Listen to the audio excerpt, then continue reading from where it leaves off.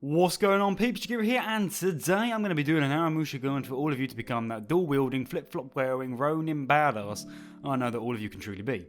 Now, this will be a lengthy and in-depth guide. As such, there will be timestamps in the comments for you to skip to for what you need, or for future reference when you want to come back to the video and check something out.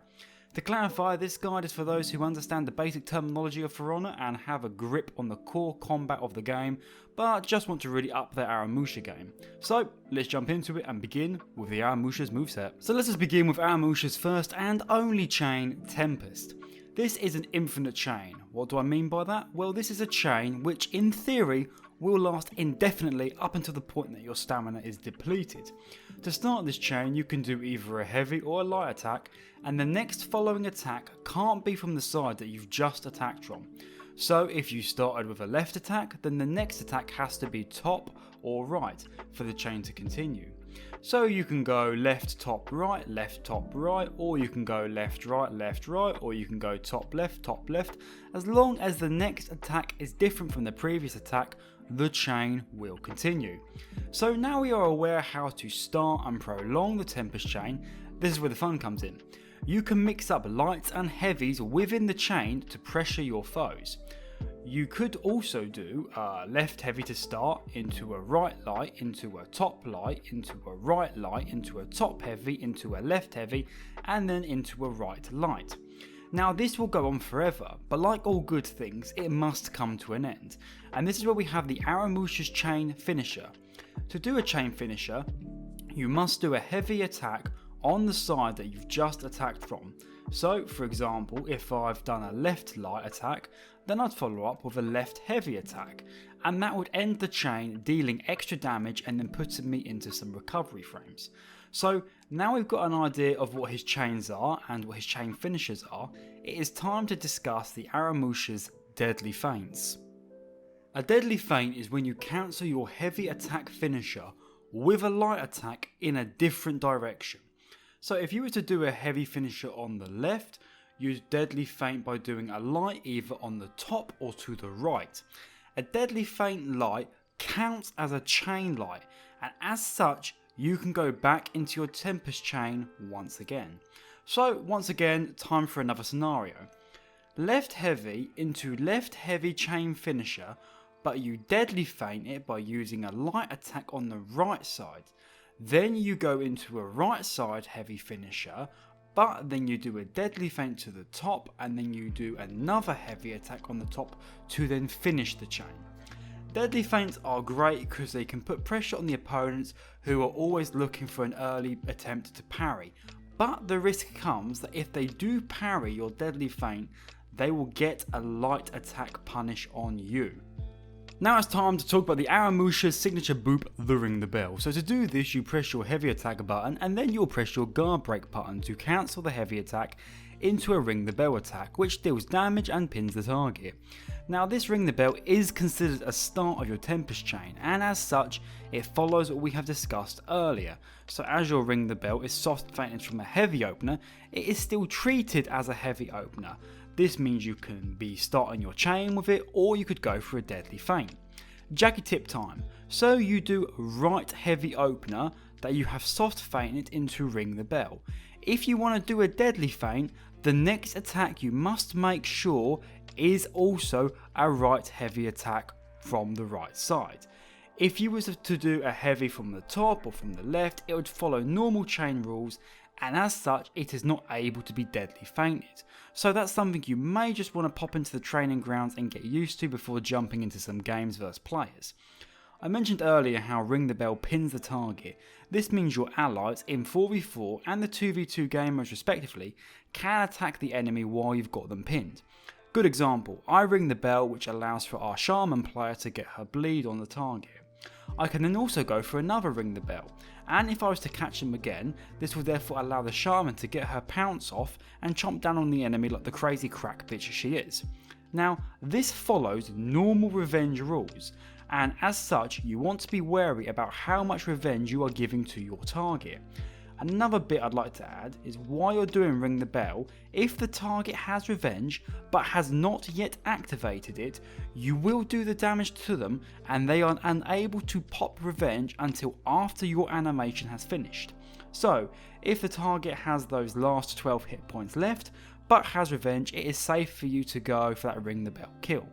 If the target will pop revenge early before you do the Ring the Bell, you'll not get any damage in, but you also won't be knocked down onto the floor. But you may be vulnerable for a guard break attempt and thrown, so once again, be wary. We will now be discussing the Aramusha's signature ability, his Blade Blockade. Now when you activate it, the Aramusha will go into a full block stance temporarily, which will allow you to block an attack or multiple attacks when in a teamfight situation. When you successfully block an attack with Blade Blockade, you're given the ability to do one of 3 options, all of which are guaranteed while also being uninterruptible and unblockable. Fury Unleashed. This is done by inputting a light attack on a successful block and your attack will come from the top doing 20 damage.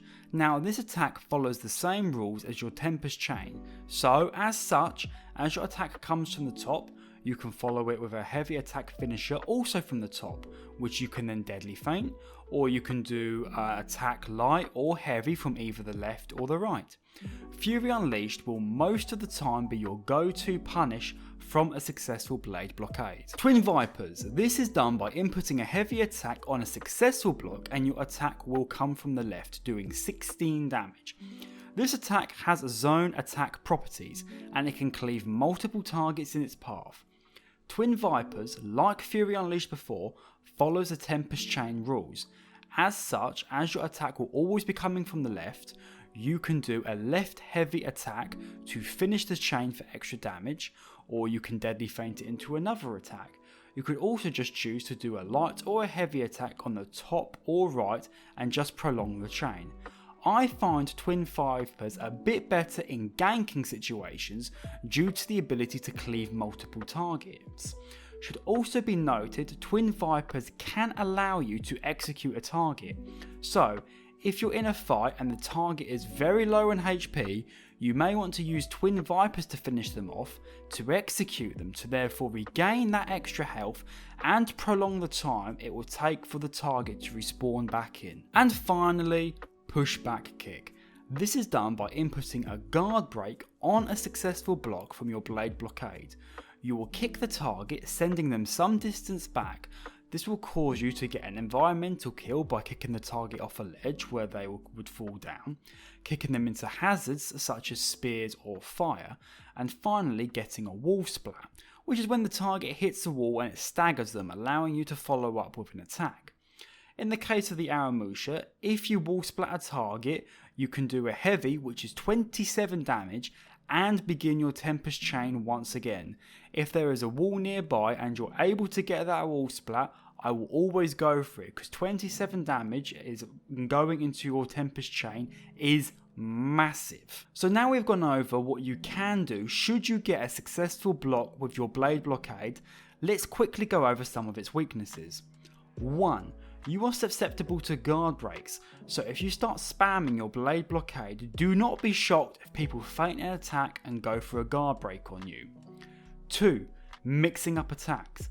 If you're always using your Blade Blockade on light attacks, the opponent may throw out a heavy, and if you go for your Blade Blockade in the attempt that you're thinking you're going to get it for a light attack, that heavy's going to hit you, because remember, Blade Blockade is temporarily, it won't last forever. 3. Unblockables. Like the name suggests, these will go for your Blade Blockade. 4. Finally, bashes. These will also go through your Blade Blockade, knock you, drain stamina, and in some cases lead to damage. Now I'm going to talk about the Blade Blockade recovery aspect. You can cancel your recovery time from your attacks with your Blade Blockade, and this is all attacks including your Ring the Bell soft fame. The most common way you can do this is you go for an attack, someone tries to do a dodge attack, you then cancel your attack recovery with your Blade Blockade, and ta-da! Just like that, you're now able to do one of the 3 punishes we mentioned earlier. Just be careful with this, because some people will dodge and then wait to guard break you in anticipation of you doing a blade blockade recovery. So sometimes letting those chains fly, it's all about the mind games in it. Aramusha's zone has two parts. First is a fast attack that hits on the right dealing 13 damage, and the next is an unblockable attack that hits on the left dealing 30 damage, for a total damage of 43. The second part of the zone is feintable should you wish to feint it. I like to use his zone on targets who are out of stamina to pressure them, forcing them to react unless they risk taking the damage. For example, the foe is out of stamina, I use the zone, feint the unblockable part, they attempt to parry, I then parry their incoming attack, and I punish them for it. Front rushing wind. This is done by dashing forward and inputting a heavy attack. The Aramusha will then do a leap and do 20 damage. This move has uninterruptible stance, meaning the enemy's attacks won't stop you from doing your damage attack, but their damage will still go through. It is also worth adding that the uninterruptible stance applies towards the end of the attack when the Aramusha is leaping off the ground and his flip-flops are off the floor. Before that, you can be attacked and knocked out of the attack. Due to its uninterruptible stance properties though, you are able to trade with people so you can get damage in as they try to damage you with lights, for example. Now, this skill is considered a heavy opener. It can be soft feinted into the ring the bell by pressing the guard break after input into the controls mentioned earlier, and the Aramusha will do his ring the bell soft feint. As front rushing wind forces the attack to come from the top, should you wish to do your Tempest chain, you'll want to either attack on the left or the right. If you want to do a deadly feint, then do a top heavy finisher attack and then deadly feint it by attacking on the left or the right, or just let that heavy chain finisher fly free for some sweet damage. And finally, you can feint front rushing wind. This gives you the option to either parry the incoming attack, or you can feint it and use your blade blockade to punish them, like if they try to do a dodge attack or a zone attack, for example. Side rushing wind. Now, in the newest reworks, Aramusha got the ability to do a dodge attack by dodging to either the left or to the right, inputting a heavy attack, and you will then do a dodge attack, attacking the side that you are dodging to for 16 damage. Now, you can use a dodge attack to avoid most bashes in the game, such as those from the Conqueror, the Black Prior and Griffin, but be careful that you don't get baited into your dodge attack from a variable bash character like Hitakiri and Warden, who can cancel their bashes early and guard break you or just parry your dodge attack. It is also good to note that your dodge attack, like most things that we mention, initiates your Tempest chain. So for example, you did a dodge attack on the left, you can therefore do another left heavy attack, and that would become your chain finisher, which you can then deadly feint, so on and so forth. Like most things as we've been discussing in this video, it does initiate your Tempest chain, and your dodge attack is no different. Like all heroes in the game, Aramusha has got a sprint attack. Basically, to do it, you've got to be out of guard stance, be sprinting, do a heavy attack, and you'll deal some damage. Now, if you miss the first attack, as in for example the enemy dodges, you can press the heavy attack button again to do a second attack, and this will deal more damage than the first one. This is pretty meh, but I mean, it's nice to know. It's also pretty effective in the way of catching people because you have that ability to do a second attack. Say for example they try to roll the first one, you do your heavy attack again, the second one therefore connects and you deal that extra damage. In this section of the video I'm going to be going over all of the Aramusha's punishes. So we're going to be starting with a heavy parry. If you parry a target's heavy attack, you'll be getting a side light or top light for 12 damage. Now if you light parry an enemy's attack, you'll get either a left or a right attack heavy for 27 damage. From guard breaking the enemy, you'll get top heavy for 24 damage. From a wall splat, you'll get a side heavy for 27 damage.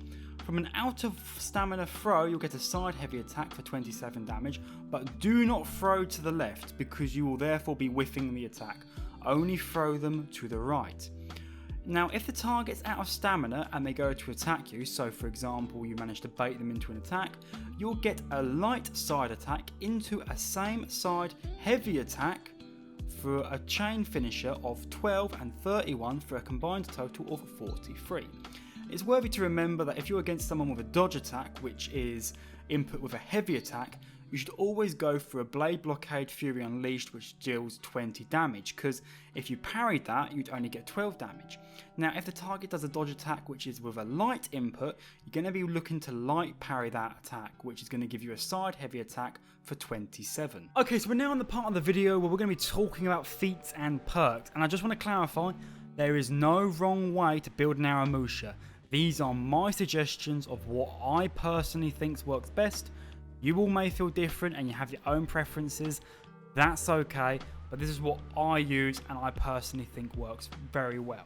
So we're going to start here with Bastion. When you're in a zone carrying a banner or offering, you gain 10% damage resistance. This therefore means the enemies will therefore be doing 10% less damage to you.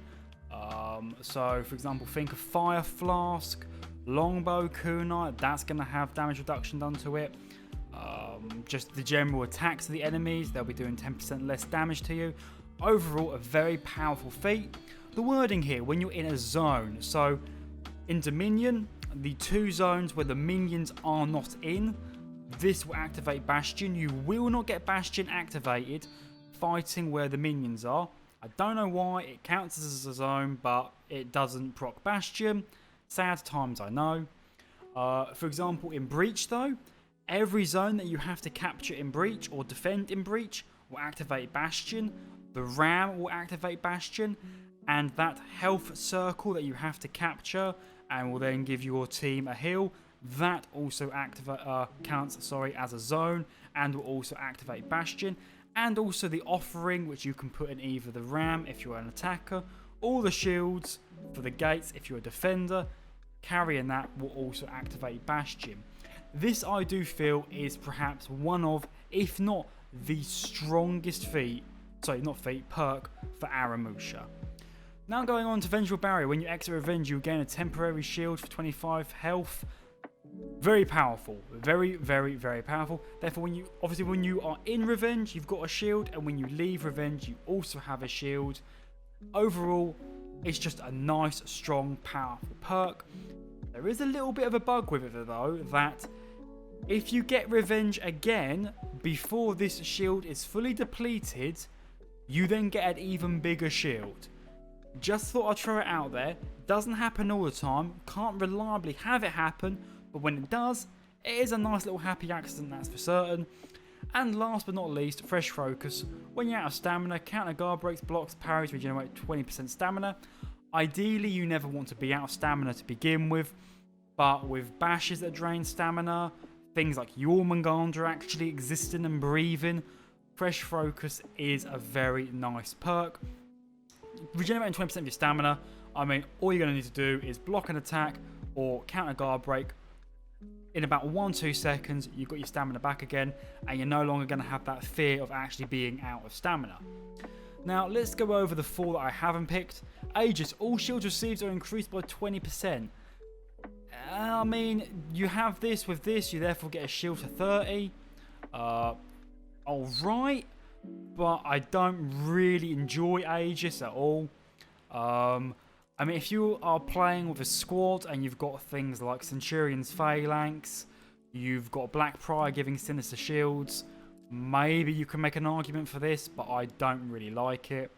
Shields up, when revived, you receive a temporary 25 health shield. I don't like perks and I don't like feats that only activate once you die. I find that a very counterproductive way of thinking, because ideally, you never want to die. So having to have something activate once you die, there's no bueno in my books. Bulk Up. When gaining a renown level, you increase your maximum health by 4. This is up to 4 stacks, so 16 in total. It's decent. It basically means you can survive another light attack, but I would rather have something like Bastion, where I'm going to get that 10% damage resistance, instead of just having, you know, the ability to survive an extra light. And then last but certainly not least, we have here Last Stand. When in critical health, you gain 4% damage resistance. Critical health is when you are under just 1 health bar remaining, and you'll gain that 4% damage resistance. Can be really good with holding out, but with the way it works in For Honor, these two don't stack. You don't get 2 different damage resistance stacking, so this would override Bastion. I personally just would rather have Bastion than Last Stand, but like I said guys, there is no wrong way to build an Aramusha. It's all down to your personal preference and what you like doing.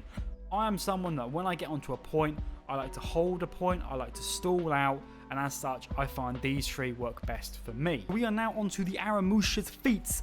The 4 I have selected here are the ones that I will be rolling with 99.9% of the time. This is the default, this is what I think works best for me and my play style. But I'm going to be going over the other feats and explaining whether there's a case for them or just ones that may sound good but I would not be picking. So let's start here with deadly, okay? Your attacks will be dealing 15% more damage every 3 seconds, just incredibly strong. All around great. Body count, when you kill enemy soldiers, it will grant you some health and stamina. As I spoke about earlier on the perk section of the video, I run with Bastion. Bastion does not activate on the point where minions are. As such, I find it a detriment to really pick this and therefore be clearing B point. If my team, I don't have a Kensei, a Warden, a Raider, or any of these Vanguards that are really good at clearing minions, then I'll bite the bullet to take this and start clearing.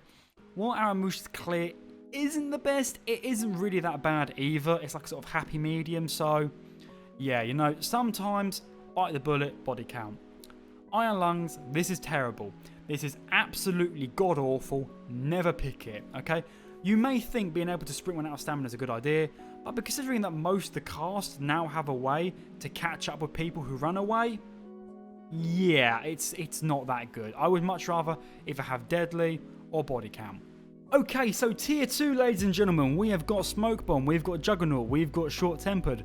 Juggernaut is the one that I will be rolling in with. You are slowed by 50%, but Aramusha has got amazing gap closers. He can use his front rushing wind, he can use his side rushing wind. You will gain 50% damage resistance, but remember, this will not stack with your Bastion perk. Slippery, so no one will be able to guard break you while this is active, and you'll gain ununtrappable stance, so you can trade attacks to your heart's content, and you will not be knocked out of your chain. This lasts for 10 seconds on a 90-second cooldown, and therefore is an incredibly strong pick. Second to Juggernaut, I would probably say Smoke Bomb. Now with Smoke Bomb you will gain stealth, so enemies cannot lock onto you and use ranged projectiles, crossbow, longbow, Pugio, Draconite Bolt, things of that nature. You'll gain some speed so you can run away should you choose to. Unlockable, so the enemies will not be able to lock onto you.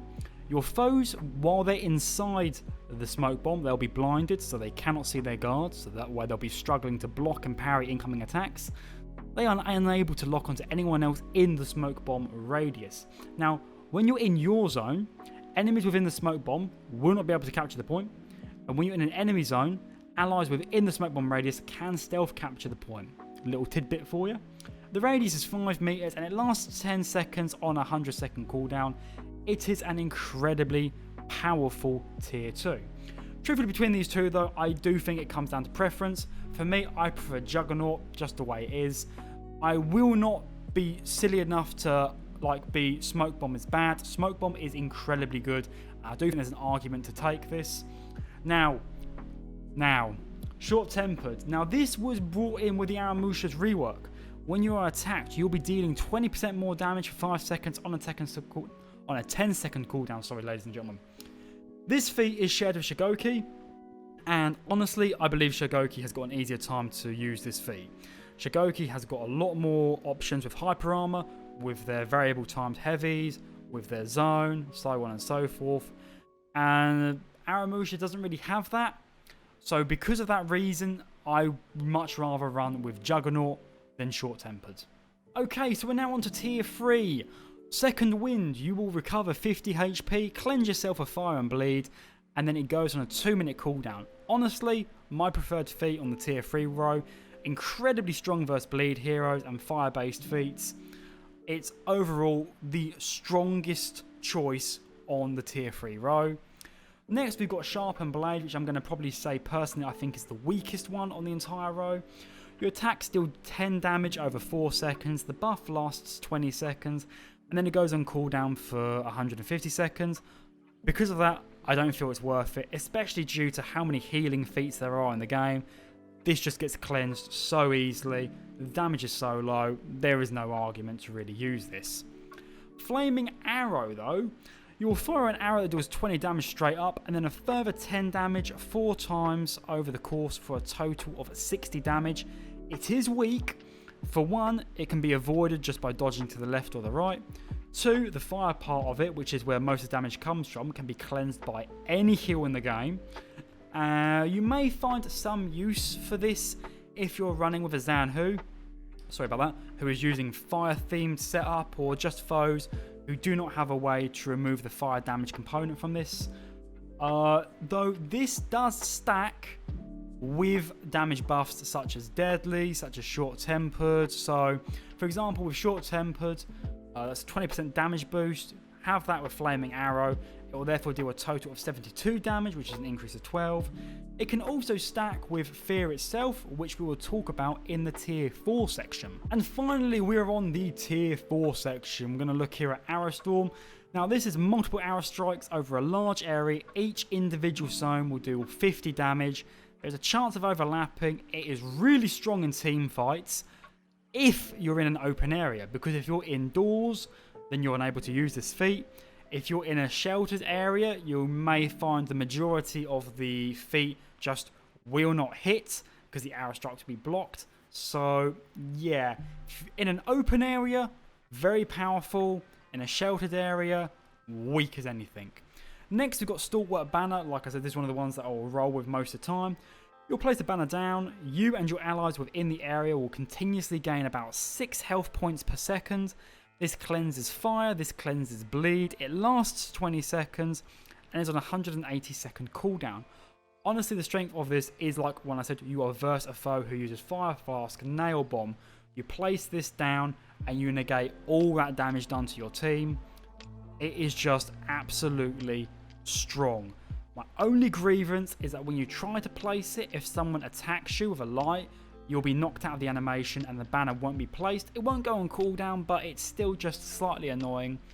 And finally, we've got Fear itself. Now, this, you will gain an area around you, and foes within the area will take 50% more damage from all sources. So that Flaming Arrow we mentioned earlier will now do a total of 90 damage, which is insane. You use this Fear itself with your allies using Fire Flask, Nail Bomb, Fire Bomb, anything like that. It's basically GG at this point. It is an incredibly strong feat, and there is obviously an argument to be taking this over Stalwart Banner, but me, personally, I will always be using the banner. And so, beautiful people, we have arrived at the end of the guide. I'm going to do a quick conclusion before I sign off and just share my final thoughts with you all. So, gameplay wise, in a 4v4 environment, Aramusha is going to be a great staller. While defending a point and waiting for his teammates to come to his aid, he is a strong duelist, and while he is definitely not the strongest duelist, he can hold his own versus pretty much the entire cast. In a ganking situation, his Ring the Bell allows for a pin, letting those teammates confirm attacks. So if you're playing with someone, just make sure that you're communicating with them always. In a 1v1 environment, you're focusing on pressuring your opponent and force them to make a reaction, and then you counter that reaction. Do not just spam your Tempest Chain and your Deadly Feints. After a while, the enemies will catch on to it and they will react accordingly. Always try to be fluid and a little bit unpredictable when you're playing the Aramusha. Noticeable weaknesses with the Aramusha that I have found so far is people with dodge bashes such as Shigoki, Gladiator and Conqueror, Warden, so on, so forth. Keep attention to them because cancelling your recovery with your Blade Blockade isn't going to work at all and you're just going to be at a disadvantage. I honestly don't feel though that he is too overpowered, nor do I feel that he is as underpowered as he was before the rework. He's in this sort of weird happy medium spot where I feel if you are personally really good with the hero, you're going to be pushing those limits of what most can expect to the class to the upper extremities of it. And that is it, guys. We've arrived at the end of the guide. Like I said, I hope you all did enjoy the guide. This has been my first guide in a very long time, and I wanted it to be very in-depth with all the knowledge that you could possibly need for the Aramusha, all that facts that I know you all love. If you did enjoy the video though, please let me know by giving me a like. That is greatly appreciated. And if you're new to the channel and you love the content, how about you hit that subscribe button and have the bell notification ticked. That way you're always going to be updated whenever I release any new content. I've got a Twitch, I've got a Twitter, I've got a Discord, and I've got a TikTok. Link to all of those things is in the description box down below. And remember guys, I've been Jagira. All of you have been absolutely amazing for watching, and I'll see you all next time. Take care, and bye bye.